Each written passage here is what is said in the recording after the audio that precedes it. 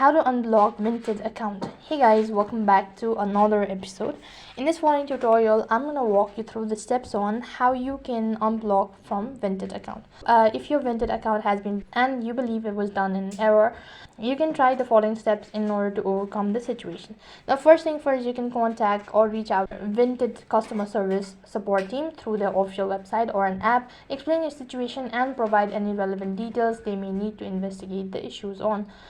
Now, apart from it, in some cases, Vinted may require you to verify your identity to unblock your account. Now, they may ask for additional information or document to confirm your identity and resolve the issues.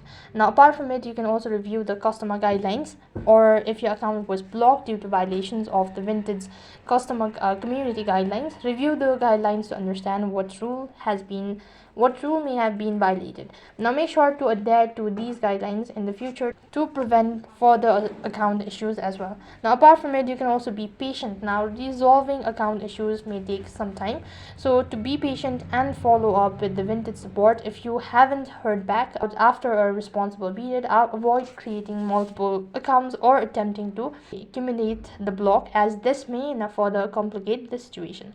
Now, by following these steps as working with, and you can overcome the situation, or your account can be unblocked on Vinted.